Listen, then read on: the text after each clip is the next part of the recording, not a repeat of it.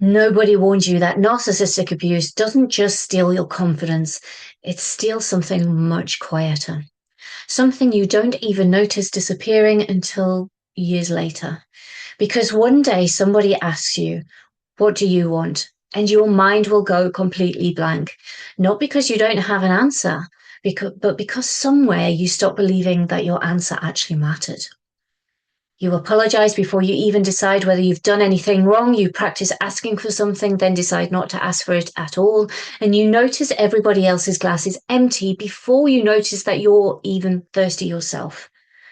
Someone offers to help you, and before you've even thought about it, you hear yourself saying, no, honestly, I'm fine.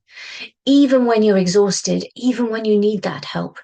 You wait for everybody else to choose first, the restaurant, the film, the plans, the seat, because choosing for yourself somehow feels uncomfortable. And you hear laughter in another room. And for that one ridiculous second, your stomach wonders if it's about you. Someone thanks you for something you've done for them, and your body just doesn't quite believe them. And you mentally prepare an explanation before asking to leave work on time.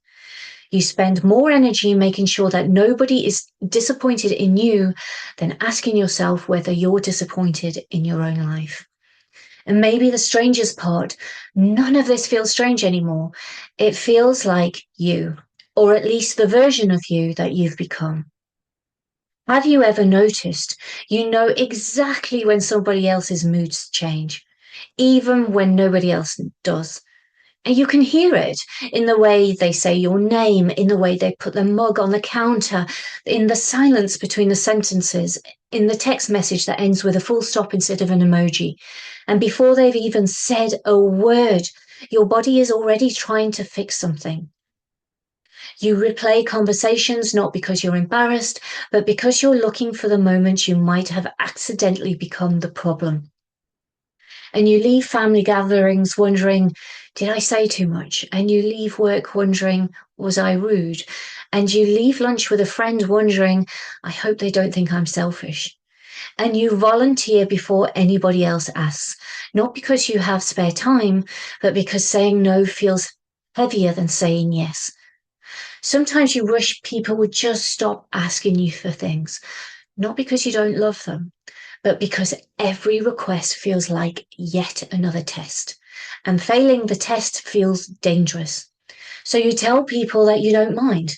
So often that one day you realize you genuinely don't know if you do. Somewhere along the way, your preferences became negotiable, your comfort became optional, and your needs became an inconvenience. And your body quietly accepted that.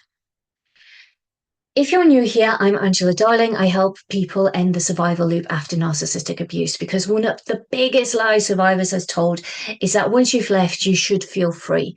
But if you've ever wondered, why am I still living like this? You're in exactly the right place.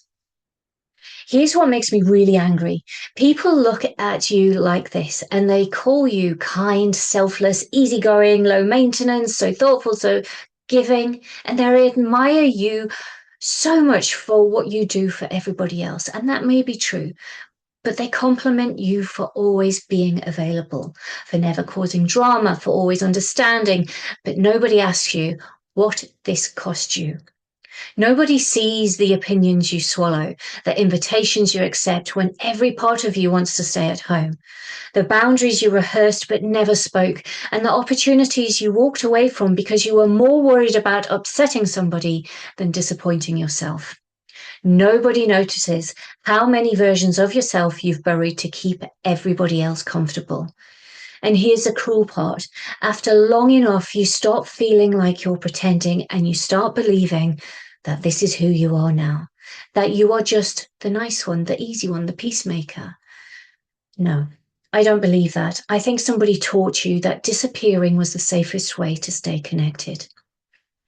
And if that's true, then what you've been calling your personality may actually be your survival. Because here's what nobody tells survivors. People think you become people pleasers because you're nice, you're too empathetic, you're too sensitive. I don't believe that for a second. I think somebody trained you to believe that being yourself had consequences. Think about it. Every opinion came with a risk. Every boundary came with a risk.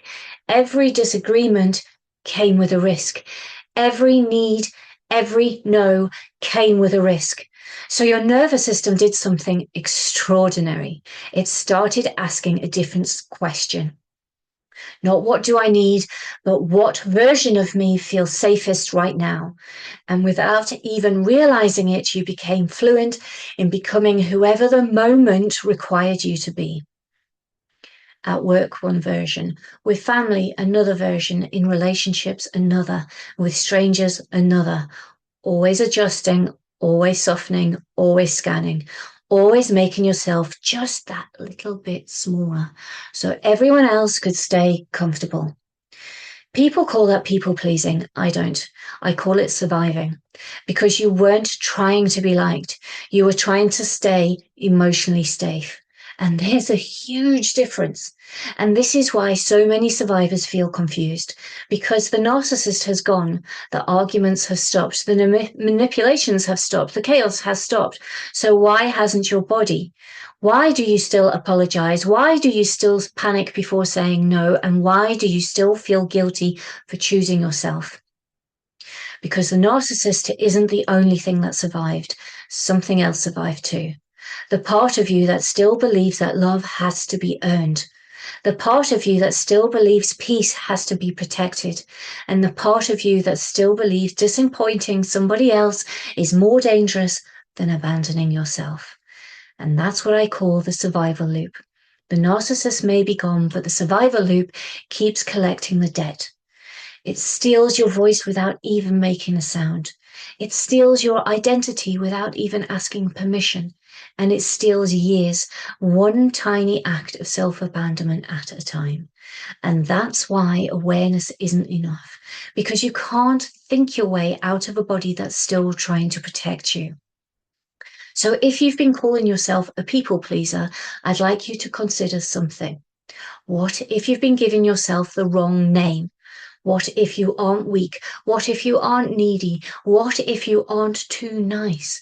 What if you've simply been carrying a survival strategy long after you stop needing it? Because here's what breaks my heart. I don't think you were born believing that everybody else's needs mattered more than yours.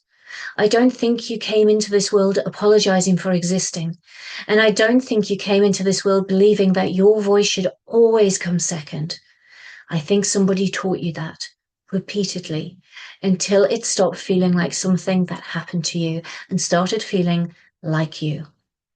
But what was learned can be unlearned, and your body can learn that saying no isn't the beginning of abandonment, that disappointing somebody isn't the same as losing them, that having needs doesn't make you selfish, that taking up space doesn't make you difficult. And perhaps the most beautiful part, one day somebody will ask you, what do you want? And instead of freezing, instead of scanning the room, instead of checking for everybody else's face first, you'll answer. Not because you've done something, become somebody new, but because you finally stopped disappearing.